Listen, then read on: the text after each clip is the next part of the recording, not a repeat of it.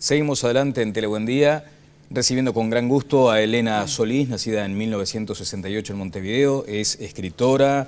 Elena, buen día, ¿qué tal? ¿Cómo le va? Buenos días, Daniel. Bueno, obtiene una mención en el concurso literario del Ministerio de Educación y Cultura en el 2004, luego en el 2008 obtiene mención en el concurso nacional de cuentos Premio Paco Espínola, publica su primera novela en el 2009, en Estuario, varios de sus cuentos han sido publicados en revistas especializadas. Y Entre las mantas es este libro que tengo entre mis manos, es un conjunto de cuentos que he escrito a lo largo de unos cuantos años, dice Elena, sin embargo creo yo tienen una conexión basada en el estado de ánimo que me rondaba por aquel tiempo, algo que estuvo presente en mi vida y no era fácil resolver. De eso hablamos, o sea, aquí se tradujo en buena medida ese dilema. Claro. Claro, esto que en realidad acá no se dice tan claramente, bueno, refiere justamente a ese pasaje que yo hice en mi vida de una mujer, de ser una mujer casada, con una vida heterosexual o aparentemente heterosexual para lo que es para el resto de la gente. Tengo 2 hijos y en determinado momento de la vida, bueno, me divorcié y pasé a tener bueno, una pareja mujer. Eso sucedió a los 40 años. Eso me sucedió, claro, o sea, por supuesto que esto siempre es un proceso muy largo. A eso queríamos apuntar. Que claro. En realidad realmente casi se podría decir que empieza en la adolescencia. Claro, no, digo la decisión de... Claro, eso está bastante determinado, pero la decisión de transmitirlo sí sucede en ese momento. Claro, ahí está. La decisión, como digamos, de decir, bueno, esto no va más, esta vida que estoy llevando no va más, quiero cambiarla. Y hacer este proceso de hacerlo, digamos, público en el sentido de que lo sepa mi familia, de que lo sepa mi entorno, de que lo sepa mis hijos, mis amigas, eso ocurrió más o menos sí, a los 40 años. Decíamos hoy, en 1765 se penaba con la muerte este tipo de opciones sexuales. En 1800 se entendía conveniente extirpar el clítoris, un poco más avanzado en el tiempo aquella posibilidad de la lobotomía porque se consideraba que era una enfermedad sexual, y llegamos a este tiempo, a este 2013 que alumbra más derechos para más gente, básicamente ese es el concepto. Sí, claro, efectivamente eso por suerte es un hecho, pero lo que a mí me interesa señalar es que naturalmente... O sea, hay como un proceso por el cual, digamos, hay como un discurso políticamente correcto que ya acepta plenamente el derecho, y bueno, tenemos ahora el derecho del matrimonio igualitario, acepta como el derecho del individuo a elegir su orientación sexual. Ajá. O sea, tú entiendes que hay mucho de políticamente correcto, pero subyace todavía una cantidad de... A mí me parece que, por supuesto, que en realidad lo que pasa es que la sociedad todavía... En parte como que no está preparada para esto. Entonces, ¿qué pasa? Es bastante complejo, porque en realidad lo que ocurre es que se da una discriminación, pero esa discriminación está como solapada, digamos, ¿no? Sí, entonces, que es la peor de todas, ¿no? Claro, cuando en frontal, cierta forma digamos, es la peor. Claro. Hay de todo, porque, por ejemplo, en realidad, en el caso, por ejemplo, de mi pareja, a ella le ocurre que tiene una situación de familia como de mucha violencia, de violencia realmente, hacia su condición de homosexual, ¿no? Todavía eso sigue existiendo. Ahora, en mi caso particular, que quizás lo interesante es que en realidad yo, a nivel de mi familia, de mis amistades, todo ese entorno que yo decía, fue como aceptado, fue básicamente aceptado. Ahora vamos a tratar de ahondar en lo que tú entendiste era necesario y además de fondo existe la necesidad de hablar de los grupos de autoayuda. O sea, yo creo que ahí hay un elemento importante porque hay muchas mujeres que seguramente están viviendo esta circunstancia. Totalmente. Hay un tema de Iván Guevara que dice, porque tú no sabías que aunque nacieras princesa, no querías un Romeo, esperabas a Julieta. Me parece que describe un poco la vicisitud. Y estábamos viendo con Adriana del Capellán, Puerto Poyensa puede llegar a ser una especie de himno de aquel tiempo, de 1900... ¿de cuándo era, Adri? De 1982, de 1982. Aquello fue como la insinuación de que había que empezar a despertar en esto. Claro, sí, sí, sí, lógico. Yo recuerdo, me nació este amor, dice, sin que me diera cuenta yo. Tal vez el miedo no dejó que apareciera. Hay mucho de miedo. Claro, sí, yo creo que sigue habiendo mucho. A mí lo que me interesa un poco también destacar es, como yo lo que digo es que en ese discurso políticamente correcto y hay como una aceptación de este cambio, pero, o sea, está planteado como en un imaginario, en un individuo imaginario. En los hechos las cosas son distintas. En mi caso, por ejemplo, yo hice un cambio de orientación sexual siendo ya madre y teniendo 40 años.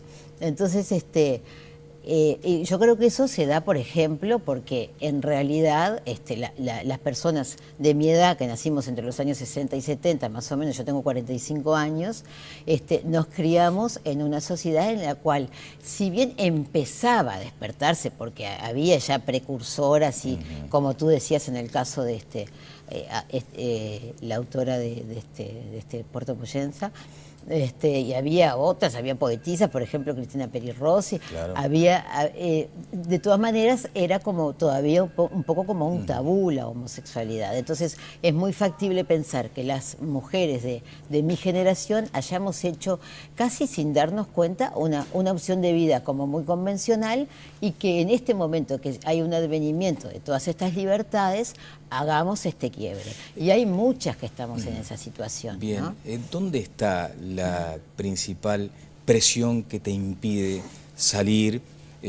Primero, ¿estás de acuerdo con ese concepto del closet como para mencionar ese lugar en el que deben permanecer a escondidas del mundo? O sea, si estás de acuerdo con ese concepto que se ha manejado, ¿no? Cuando se dice, bueno, salió del closet, ¿estás de acuerdo con esa frase que a veces parece bastante banal? Bueno, como siempre es una frase como un poco esquemática, ¿no? Pero sí, creo que representa, como yo te decía, este tipo de proceso siempre es un proceso como muy personal que lleva como cierto tiempo. Y lo que significaría salir del closet es simplemente esa cosa como decir, bueno, ya lo puede saber todo el mundo. Yo, por ejemplo, en este momento de mi vida, por suerte, no tengo que ocultar esto en ningún ámbito de mi vida, ni en el trabajo. Soy artista. Ocultar este tipo de cosas para un artista es algo realmente, digo, es casi un defecto, digamos, ¿no? Es casi algo malo. A mí me gusta expresarme y me gusta decir lo que siento. Además es un libro muy autobiográfico. Sí. Pero...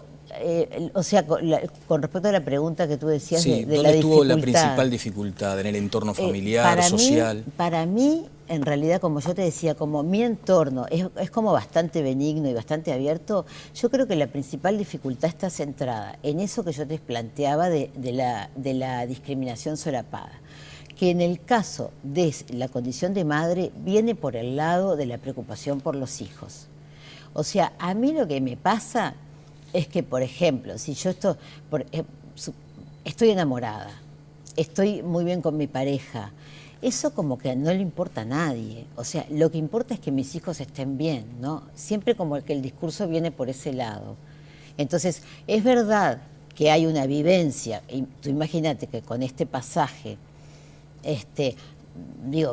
con este pasaje mis hijos se enteraron de cosas y todo. ¿A qué edad? Y eso hay una vivencia de dolor. Claro. ¿Qué edad tenían los niños? Mi hija, 11 años, y mi hijo tenía, 7 y medio, 8 más o menos. ¿Acudiste a ayuda profesional para saber si exactamente era la edad apropiada o si había una edad para estas cuestiones?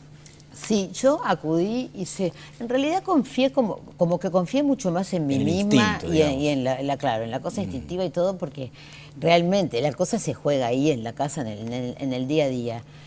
Sí, acudí incluso como a cursos de la Asociación Uruguaya de Sexología, creo que se llama.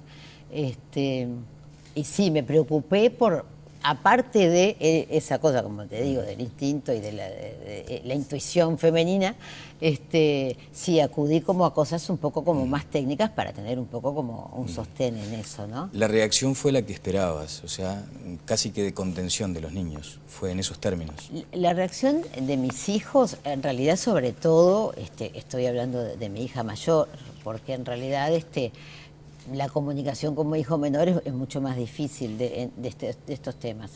La reacción fue muy buena. Ahora, ¿qué pasa? Por todo lo que estábamos hablando, de que en realidad en cierta manera la sociedad todavía no está preparada y como que ese discurso aceptado ya socialmente, y aceptado también a nivel de los medios, por algo yo estoy acá, ¿qué pasa? Que en realidad hay una repercusión de esa información que mi hija no oculta frente a, por ejemplo, los ámbitos en los que ella se desarrolla. Entonces, esa repercusión vuelve hacia mí como una agresión, ¿no? O sea, ¿has tenido instancias, por ejemplo, donde socialmente se han tenido que presentar, digamos, con esta nueva fórmula familiar? O sea, han ido con tu pareja y con tus chicos a la fiesta de la escuela, por decirte algo. ¿Y han tenido allí alguna situación complicada? No es que haya ido con mi pareja, porque esa situación concreta no se dio. Ajá. Pero sí, digamos, se dio y se da actualmente que bueno, que todos los colegios de mis hijos, que sí, todos lo saben. Ahora, en el momento en que se enteraron, por supuesto, hubo como una repercusión que se tradujo en varias cosas. En realidad hubo muchísimo apoyo. Eso es una cosa muy importante de decir, claro, ¿no? O sea, este proceso en realidad es un proceso gratificante. Básicamente es un proceso gratificante para mí, ¿no? Se habla a veces de la crueldad. Sus dificultades. Claro, pero se habla de la crueldad de los niños, de los adolescentes, se habla de la posibilidad de regresión desde el punto de vista académico. Nada de eso aconteció, en este caso puntual. Regresión desde el punto de vista académico, no. Y no. cierta tendencia a la... Ocurrió, bueno, naturalmente, como de... O sea, esto todavía es algo que como que un poco como que divide de la sociedad. Entonces están los que están de acuerdo y los que no están de acuerdo, básicamente. Entonces, ¿qué pasa? Que de repente un terapeuta, un docente, le choca, no está de acuerdo, pero no lo dice expresamente. Entonces, yo creo que el peso que cargamos las madres, que lesbianas conversas, como sería yo, es ese peso de que nos hablan del bienestar de los hijos, de la necesidad de una estabilidad, y bueno, nosotros nos preocupamos mucho por eso. Entonces ahora, eso duele y afecta, ¿no? Elena, tú en este caso tienes la ventaja, si se puede decir en esos términos, de haber encontrado un entorno amigable desde el punto de vista familiar y también social. Sí. El mensaje en todo caso iría destinado a ese entorno que afecta a tu pareja hoy, por ejemplo. Sí. O sea, va a todo, porque digo, sí, pero a ese aspecto donde no se llega a internalizar. No hay ninguna duda, porque no hay ninguna duda que todavía es algo, sí, que se condena. Claro, en mi caso no, pero en muchos casos se condena expresamente, ¿no? De formas muy duras. Claro. Violencia, mencionaste el concepto de la violencia. ¿Se ejerce violencia, por ejemplo, en los ámbitos familiares cuando uno tiene esta opción? Cuando elige vivir esta sexualidad. Yo te digo específicamente el caso de mi pareja, que por supuesto es muy cercano y que en realidad implica también de alguna manera un peso y un dolor para mí, ¿no? O sea, ponderaste en su... yo no tengo contacto con la familia de mi pareja, ¿no? No pueden generar eso que muchas veces uno aspira como ideal, estar todos juntos, digamos. Claro, eso claro, no es posible. Claro, no. Y eso sería un avance, desde todo punto de vista. Si se lograra eso, sí, sería un avance, sí. Bueno, ¿ponderaste, evaluaste el impacto de mediatizar, digamos, estas decisiones? Pensando en los chicos, pensando en la familia. O sea, ¿evalúas que es mucho más lo que se puede hacer desde la mediatización del tema a quedar simplemente con esa sensación de que, bueno, sí, es mi vida? Yo creo que sí, porque, bueno, o sea, mi vida sigue siendo mi vida y no cambia, pero creo que es muy importante como dar un poco como un paso, siempre esperamos que alguien lo dé, ¿no? Como dar un paso de poder poner estos temas,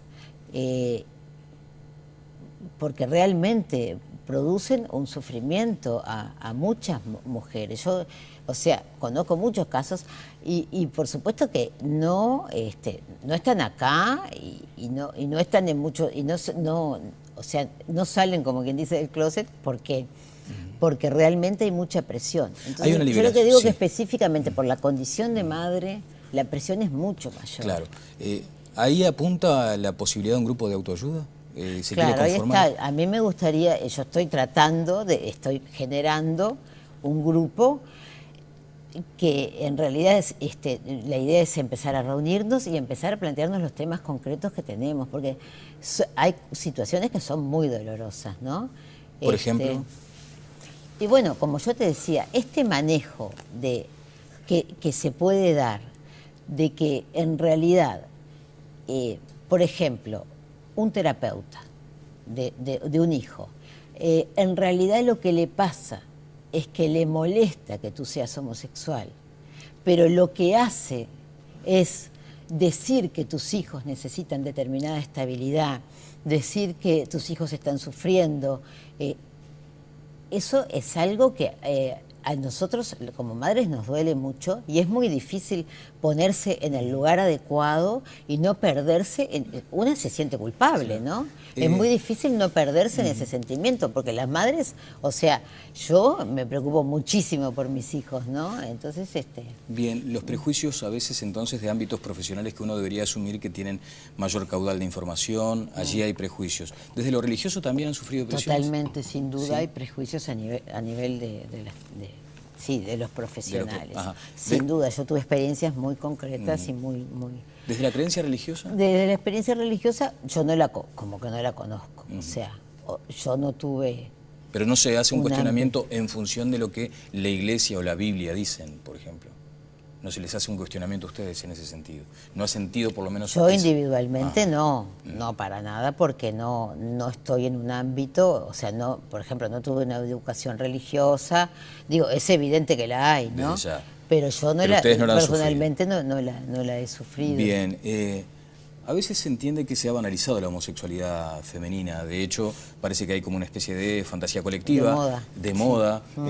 Una actriz que quiere un instante de fama o acrecentar la que ya tiene, insinúa una historia lésbica y que parece que con eso ya queda todo resuelto. ¿Cómo observan precisamente esto? Bueno, o sea... ¿Les afecta? ¿Les perjudica? Digo, tiene un lado bueno y un lado malo. El lado bueno es que no deja de ser una forma de aceptación del hecho. Pero claro, por otro lado, es como tú decís, es banalidad. Además, es esa cosa que en realidad parte de la erotización, o sea, de que ese personaje público está usando algo que todos sabemos que genera digamos, interés, por lo menos por parte de los hombres, pero genera interés en general, ¿no? O sea, muy sexual. En realidad, esta cuestión de la homosexualidad femenina erotiza mucho a la sociedad, o sea, a todos. Claro. En general ocurre eso. Eso ayuda, por un lado, entonces, a hacer más visible el asunto, pero también genera estas dificultades. Claro, cuando está usado de esa manera, como una cosa, como que decora, como que me parece que con eso es con lo que yo no estoy de acuerdo, ¿no? A veces también se menciona como un error de los grupos en exaltar la opción, ¿no? Y entonces los desfiles con disfraces, o sea, ¿estás de acuerdo a veces con esas manifestaciones así tan coloridas que digo, no tengo claro si participas o no de ellas? Participo. A mí me parece muy buenas, porque a mí me parece muy bueno que, digamos, hacer ruido con esto todavía, como yo te digo, porque me parece que todavía hay como muchas cosas para cambiar. ¿Qué pasa? Que en esas manifestaciones, dentro de lo que sería, digamos, la opción homosexualidad, se cae en la caricatura. Que ya decirlo es algo muy esquemático, hay una gran variedad de cosas. Entonces, con algunas como que digamos, yo no simpatizo mucho o quizás hasta me chocan, ¿no? Claro. Entonces, bueno, yo por ejemplo voy a una marcha del orgullo gay y todo eso, y obviamente veo cosas que no, con las que no me siento identificada. Ajá. Pero me parece que son grupos que tienen también todo el derecho del mundo a expresarse también, ¿no? Bien, la promiscuidad se la asocia muchas veces con estas prácticas, ¿no? De hecho se dice, bueno, hay como más margen para este tipo de temas. Ese es otro de los pesos. Tú imagínate que, o sea, hablando a nivel individual, ¿no? Hay una realidad también, que cuando una hace este cambio y empieza a ejercer realmente una vida homosexual, en realidad hay como un despertar sexual. Y que eso te ocurra a los 40 es algo muy, digamos, que la sociedad lo rechaza mucho. No es lo mismo que te pase a los 20. Claro. Ahora, bueno, la promiscuidad puede ser o no, digo, hay lesbianas... Pero es un estigma con el que deben cargar también muchas veces. Sí, sí, sí, sin duda es un estigma. Sí. El otro día llamó la atención cuando se concreta la inscripción en el marco de esta ley del matrimonio igualitario, hubo cierta ausencia de activistas, de grupos que se manifestaran allí como de respaldo a este paso histórico. ¿No lo notaron así? Ay, la verdad que no. Poca gente, digamos. Puede ser, sí, sí. Tampoco sé, por ejemplo, cuánta gente se anotó para... No sé si hubo como una... Sí, estamos detrás de ese dato. No estoy muy informada pero, con respecto a eso. Cuando uno veía la imagen, ¿no? Entendía que toda la gente esta que ha luchado tanto por estas reivindicaciones parece que debería haber estado allí, es una opinión, pero hay quienes entienden, no, bueno, la tarea se hizo por otro lado, esto era simplemente un acto íntimo entre dos personas. Hay una cosa que es muy importante. Digamos, capaz que estando yo acá puede parecer que, bueno, yo solamente voy a criticar, digamos, el status quo, la sociedad en general, y que mi grupo lo defiendo a muerte. En realidad no es tan así. Hay mucho ocultamiento, mucho miedo, muchas mujeres que está como un doble discurso, ¿no? Que está clarísimo que son lesbianas, pero que no ejercen los derechos más simples. Por ejemplo, tú vas a un concierto, por ejemplo, donde sabes que la cantante es lesbiana, seguramente todo su grupo también son lesbianas, y casi toda la gente que asiste son lesbianas, y por ejemplo, no hay una pareja que se dé la mano ni se dé un beso. O sea, hay como una todavía, eso es algo que te demuestra cómo incluso dentro de ese grupo, estando en un ámbito totalmente en el cual, digamos, todas somos iguales, en realidad no hay lo que puede hacer una pareja heterosexual que se besa hasta en el ómnibus. Exacto. ¿No? Elena, voy muy puntualmente ya en el cierre a algunas cuestiones personales. ¿Los niños viven contigo hoy? ¿Comparten la casa con tu pareja o no? No. No. Bien. No convivimos todavía. ¿Es una opción? ¿Es una decisión? ¿Están en un proceso de maduración de ese aspecto, por ejemplo? Sí, estamos en un proceso de maduración de esa posibilidad. Bien. ¿Interactúan, digamos? Sí. Interactúan, por supuesto, conocen a mi pareja. Bien. Tenemos como, sí, tiempos compartidos, pero todavía no estamos en una situación de convivencia. ¿Han recibido, me imagino, mucha información respecto al impacto positivo o negativo que tienen los niños? Porque muchas veces son los que quedan en esa especie de zona de vulnerabilidad. ¿Lo han evaluado también en esos términos? Por supuesto, por supuesto. O sea, sí, o sea, el tomar la decisión de vivir juntas, es algo que estamos manejando, por supuesto, que nos preocupa muchísimo el bienestar de mis hijos. Volvamos unos años atrás. Si hubieras descubierto o hubieras sentido esta necesidad de optar sexualmente por la homosexualidad, ¿hubieras decidido luego adoptar niños? ¿O es un...? Si no hubiera tenido la posibilidad... probablemente. Yo, o sea... Con la adopción de Para los mí, niños. por supuesto, la experiencia de madre es una experiencia preciosa. Y bueno, sí, es muy probable. Me cuesta un poco imaginármelo, Claro. pero es muy probable que sí que hubiera manejado esa O sea, posibilidad. ¿estás de acuerdo que aquellas parejas que se unen en una relación homosexual tengan también el interés de criar hijos? Estoy totalmente de acuerdo, totalmente de acuerdo. Creo que es Bien. muy sano. Y además, también quiero decir que hay mucho, se está dando mucho eso. O sea, hay muchas parejas que tienen hijos por inseminación y hay parejas que tienen hijos por adopción.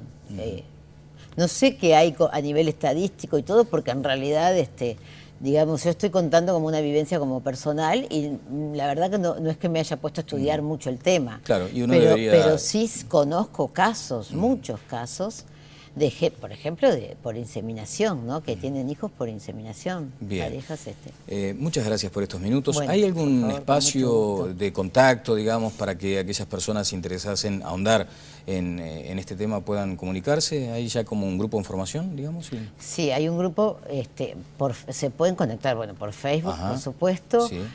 Y también por mi casilla de correo. Perfecto. Por Facebook, con tu nombre, Elena Solís. Sí, me buscan con mi nombre y hay un grupo, y bueno, estamos armando un grupo y probablemente en cualquier momento empezamos a reunirnos y a conversar todas Está estas bien. cosas. Bueno, estaremos a la espera de esa información entonces. Muchas Bueno, gracias. Gracias a ti. Elena Solís, escritora, estuvo con nosotros. Vamos a ir a una breve pausa y luego de ella seguimos adelante en Tele Buen Día. Presentó SECOM, primer servicio de compañía.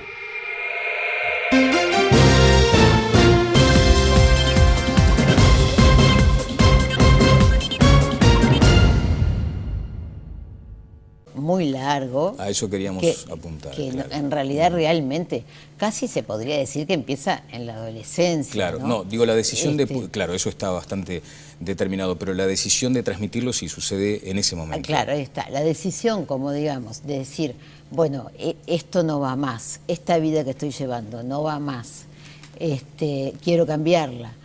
Y hacer este proceso de hacerlo, digamos, público en el sentido de que lo sepa mi familia, de que lo sepa mi entorno, de que lo sepa mis hijos, mis amigas, eso ocurrió más o menos sí, a los 40 años. Decíamos hoy, en 1765 se penaba con la muerte este tipo de opciones sexuales, en ese dilema. Claro. Claro, esto que en realidad acá no se dice tan claramente, bueno, refiere justamente a ese pasaje que yo hice en mi vida de una mujer, de ser una mujer casada, con una vida heterosexual o aparentemente heterosexual para lo que es para el resto de la gente. Tengo 2 hijos y en determinado momento de la vida, bueno, me divorcié y pasé a tener bueno, una pareja mujer. Eso sucedió a los 40 años. Eso me sucedió, claro, o sea, por supuesto que esto siempre es un proceso. Seguimos adelante en Tele Buen Día, recibiendo con gran gusto a Elena Solís, nacida en 1968 en Montevideo, es escritora. Elena, buen día, ¿qué tal? ¿Cómo le va? Buenos días, Daniel. Bueno, obtiene una mención en el concurso literario del Ministerio de Educación y Cultura en el 2004, luego en el 2008 obtiene mención en el concurso nacional de cuentos Premio Paco Espínola, publica su primera novela en el 2009, en Estuario, varios de sus cuentos han sido publicados en revistas especializadas.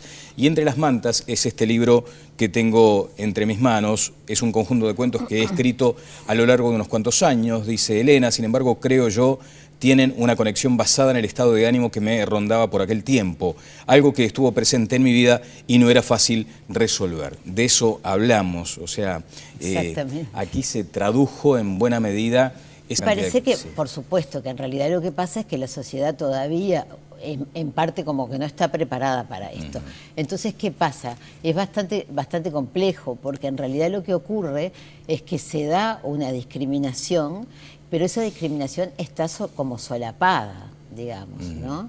Sí, Entonces, que es la peor de todas, ¿no? Claro, porque cuando en es frontal, cierta forma digamos, es la peor. Claro. Hay de todo, Ajá. porque por ejemplo, en realidad, en el caso, por ejemplo, de mi pareja, a ella le ocurre que tiene una situación de familia muy, como de mucha violencia, de violencia realmente, hacia su condición de homosexual, ¿no? Todavía eso sigue existiendo. Ahora, en mi caso particular, que quizás lo interesante es que en realidad yo, a nivel de mi familia... En 1800 se entendía conveniente extirpar el clítoris, un poco más avanzado en el tiempo aquella posibilidad de la lobotomía porque se consideraba que era una enfermedad sexual, y llegamos a este tiempo, a este 2013 que alumbra más derechos para más gente. Básicamente ese es el concepto. Sí, claro, efectivamente, eso por suerte es un hecho.